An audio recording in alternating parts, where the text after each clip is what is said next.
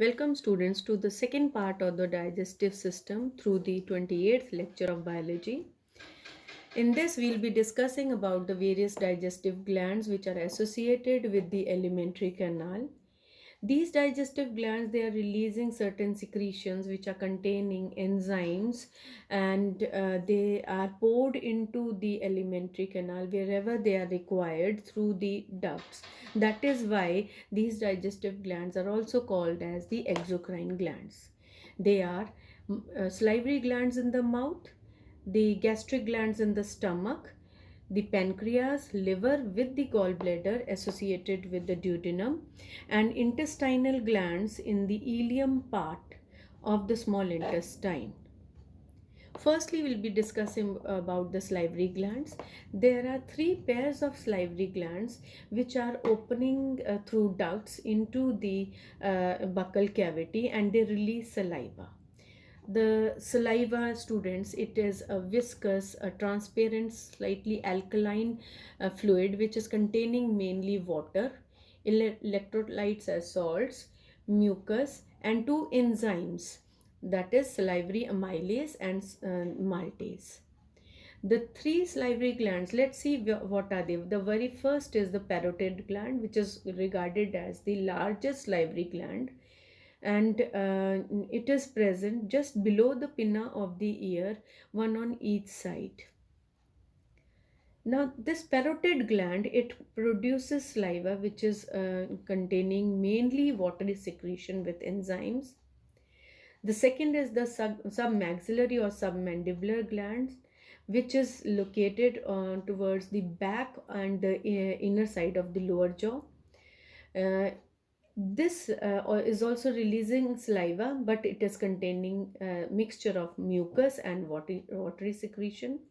And the third salivary gland is the sublingual salivary gland. As the term says, lingual, so it is present below the tongue of the buccal cavity, and it is containing saliva which is containing more of mucus in it.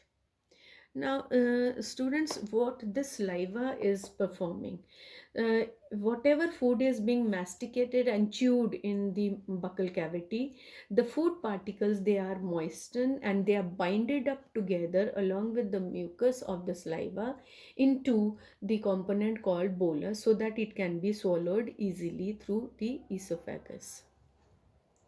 Then the enzymes which are present, like the salivary amylase, it is converting the starch into maltose, and if the food stays more for in the mouth, then the maltose is also converted into glucose with the help of the maltase enzyme present in the saliva. Saliva is also antiseptic because it has lysozyme enzyme which kills the germs which try to enter into the buccal cavity along with the food we eat. This saliva, it also stimulates the secretion of the stomach, which are the gastric juices, which where the from after the mouth the next digestion phase would be. In the esophagus, there is no digestion and no secretions. So, and the stomach, which is ready for the digestion, it has various gastric glands in the inner lining. Now, students, you can see this is the inner lining, and if we have a cut section of this, we can see the inner lining has folds in it, and these folds are called the gastric pits, and with these gastric pits are being lined by the glandular epithelial cells, which are of various kinds, which are releasing the behaving as the gastric glands for the stomach. Now, the gastric juice which is released by the gastric glands, they are containing mainly HCl, two inactive enzymes called pepsinogen and prorenin, which are activated with the help of HCl, and and there's an active enzyme called gastric lipase. And the gastric juice which is released, daily it is 1000 to 3000 ml, and it contains almost 0.4 to 0.5% of HCl through it.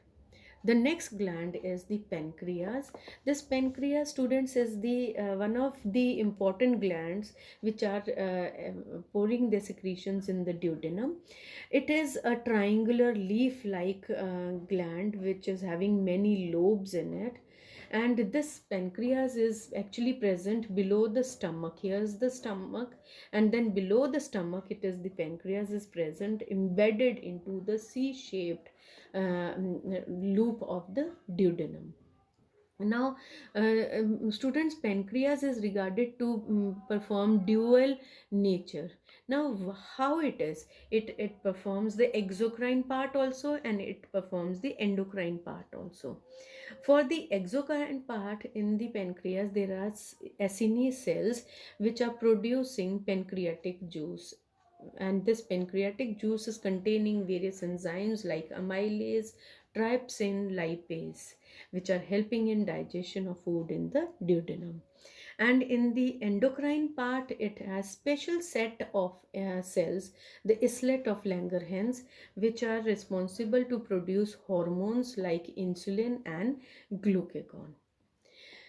uh, Talking about the exocrine part, students, whatever pancreatic juice is released, it is collected by a set of pancreatic ducts which is spread throughout in the inner part of the pancreas, and they collect the pancreatic juice and pour it into the duodenum.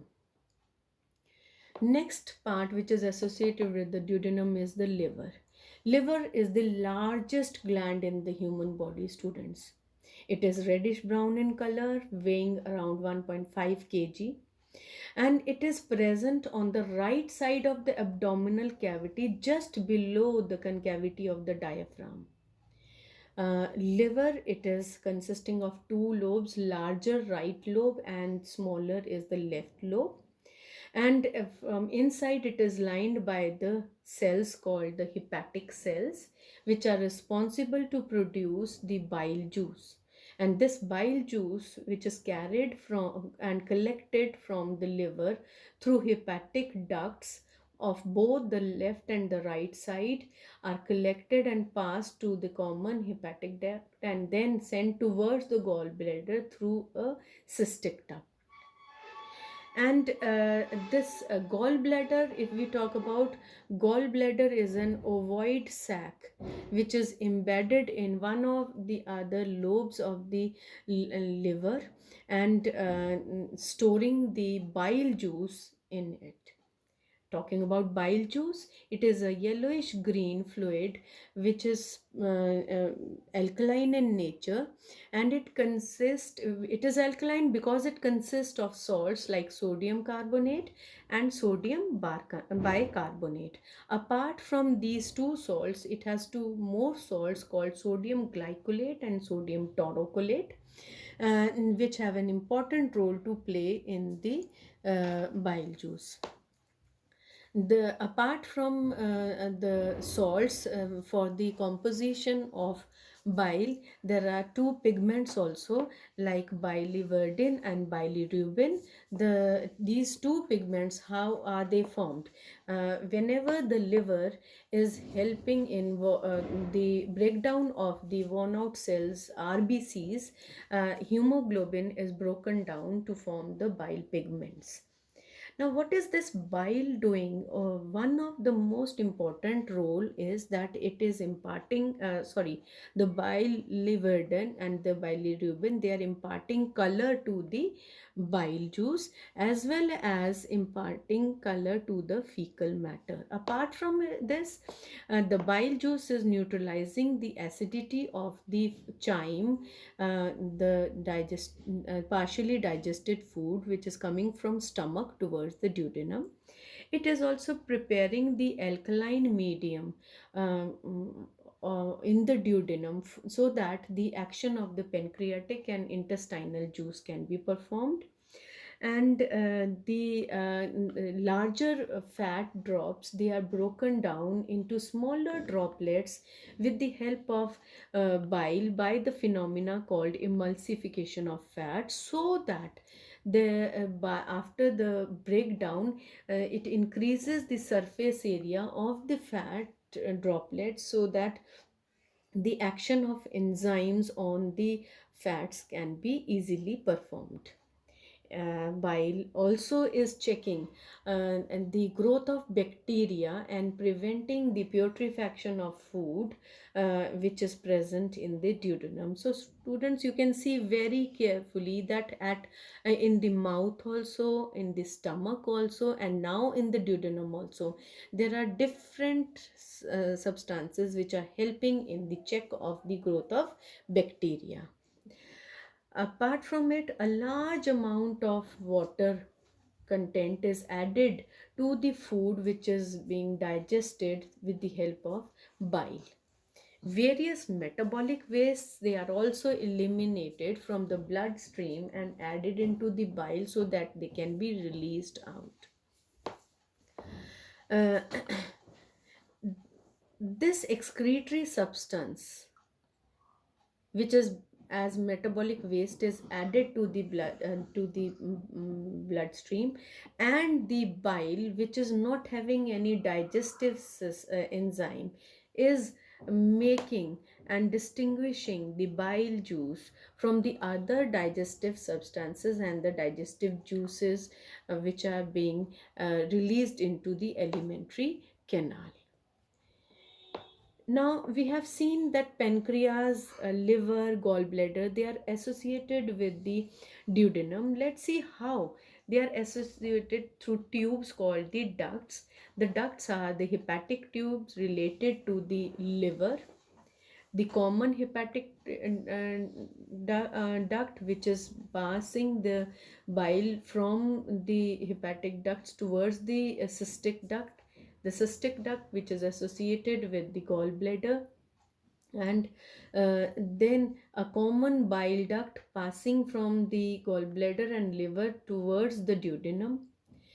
But before that, pancreatic ducts from the pancreas, they join with the common bile duct to open up as a small hepatopancreatic duct into the duodenum portion to pour the secretions of the liver, gallbladder, and the pancreas. The last but not the least, intestinal glands, they are the digestive glands which are present in the ileum part of the small intestine, and they are unicellular glands distributed throughout the inner lining, and they are also releasing the various enzymes through the intestine in the form of the intestinal juice, which are containing erepsin, maltase, sucrase, lactase, and the lipase. And all these enzymes through the intestinal juice, they are helping in the completion of the digestion of food. Next time, students, will be discussing about the physiology of digestion. But before that, I want you to be ready with the solution to these brainstorming statements, so that when you come to the interactive class, we'll be discussing all of them. How saliva is secreted by your salivary gland, how much is secreted per day, and what is the other term given to the salivary amylase present in the saliva, and what kind of medium is of the food is found in the duodenum before all these secretions they are released into the duodenum. And another very important question which I want you people to come up thinking is that which nutrients are digested in mouth, in stomach, and duodenum. Please come ready and prepared through these statements. Thank you, students, and take care.